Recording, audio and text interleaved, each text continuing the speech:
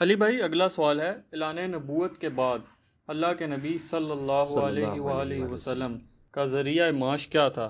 آپ کے جواب کی روشنی میں علماء کرام کے ذریعہ معاش کے حوالے سے بھی عوام الناس میں آپ جیسے لوگوں کی پھیلائی ہوئی کنفیوژن بھی دور ہو جائے گی اور علماء کرام سے متعلق بد زبانیوں کا سلسلہ بھی تھم جائے گا انشاءاللہ تعالی۔ انشاءاللہ تعالی اللہ چاہے گا تو یہ ہوگا، لیکن اگر آپ کے علماء ہی نہ چاہیں کہ ان کے بارے میں بدگمانیاں ختم ہوں تو پھر اللہ تعالیٰ تو کبھی نہیں چاہے گا، کیونکہ اللہ تعالیٰ کبھی کسی قوم کی حالت نہیں بدلتا جب تک کہ وہ اپنی حالت خود نہ بدلے۔ سورہ انفال میں آتا ہے نا کہ جو اللہ کی نعمت سے خود روگردانی کرتا ہے اللہ اس سے نعمت چھین لیتا ہے، اس کی حالت کو بدل دیتا ہے۔ ان کی حرکتیں بھی جب تک درست نہیں ہوں گی نا، ان کے بارے میں بدگمانیاں اسی طریقے سے، بدگمانی تو نہیں کہنا چاہیے، یہ فیکٹس ہیں، بدگمانی کہاں سے ہے؟ یہ ممبروں پہ آپ کو سناتے نہیں ہے کہ حضرت عمر سے بھرے مجمع میں کسی نے پوچھ لیا کہ یہ آپ نے کرتا کیسے سلوایا، تو کہتے ہیں میرا بیٹا بتائے گا۔ تو بیٹے عبداللہ ابن عمر نے کہا کہ جی وہ 2 چادروں میں میرے ابا جی کا سوٹ بنتا تھا، تو ایک چادر جو مجھے ملی تھی وہ میں نے گفٹ کی۔ تو یہ جو مولوی ممبر پہ بیان کرتا ہے، جب وہ سیڑھیاں اترے تو آخری سیڑھی پہ جب پہنچا ہونا تو اس کو ادھر ہی روک کے کہیں کہ آپ ذرا یہ بتائیں کہ آپ 5 سال پہلے سائیکل پہ آئے تھے اسلام آباد کی اس مسجد میں، یہ آج ہونڈا سیوک آپ کے پاس کہاں سے آ گئی ہے؟ تو دیکھیں آپ کا اکرام مسلم کیسے کرتے ہیں وہ، جبکہ آپ کی تنخواہ بھی 20 سے 25 ہزار ہے ایک خطیب کی، امام مسجد کو 10,000 دیتے ہیں، اور آپ نے ڈرائیور بھی رکھا ہوا ہے۔ ظاہر پانی سے تو نہیں چلتی گاڑی، وہ پرانے زمانے میں چلا کرتی تھی پھونک مار کے، اب نہیں چلتی، اب پیٹرول سے چلتی ہیں، کیونکہ پہلے بھی کہانیاں سنو لکھتی ہیں کتابیں۔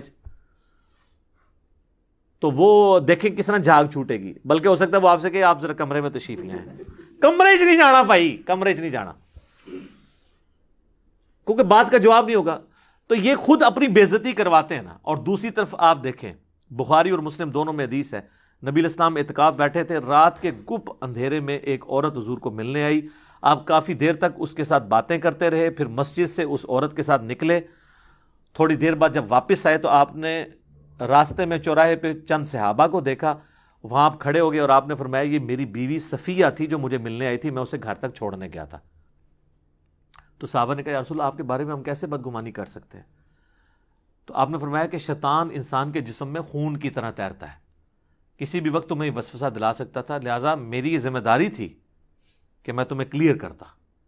اگر رسول اللہ کی یہ ذمہ داری ہے کہ وہ اپنا سٹیٹس اپنے صحابہ کو کلیئر کریں گے جن کو وہ اکاؤنٹیبل نہیں ہے، تو مامیوں تسی کیوں نہیں کلیئر کر دو اپنا سٹیٹس؟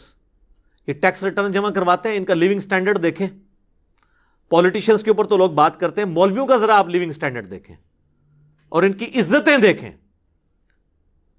ان کی تو لوگ دل سے عزت کر رہے ہوتے ہیں کیونکہ سمجھتے ہیں انہوں نے ہمیں جنت میں لے کے جانا ہے، لے جان گے تو جنت اس نہیں کدھر ہو رہی، بچ جاؤ۔ تو علماء کے سے ہم بدگمانی ہم نہیں کرواتے، ان کی اپنی حرکتیں ایسی ہیں کہ یہ بدگمان کرتے ہیں۔ میں نے کبھی نہیں کہا کہ سورس آف انکم دین کو بنانا حرام ہے، میں نے ہمیشہ یہ کہا ہے کہ میں اپنے لیے حرام سمجھتا ہوں۔ اس کا یہ قطعاً مقصد نہیں ہے کہ نعوذ باللہ من ذالک میں فی نفسی ہی کوئی فتویٰ لگا رہا ہوں۔ اپنے اوپر کوئی شخص کوئی پابندی لگانا چاہتا ہے تو لگا لے، اس میں تو کوئی فرق نہیں ہے۔ ہاں اس اعتبار سے کہ اگر وہ کہے کہ میں اس کو حرام سمجھتا ہوں اور یہ مطلقاً حرام ہے، پھر وہ ایک ایکسٹریم رویہ ہو جائے گا۔ باقی اس میں یہ مثال دینا کہ حضور علیہ السلام نے اپنے اوپر شہد حرام کر لیا تھا تو اللہ تعالیٰ نے ان کو منع کیا، بھئی حضور علیہ السلام سے تو شریعت بٹنی تھی، اگر آپ شہد حرام کر دیتے امت پہ ویسے ہی حرام ہو جانا تھا۔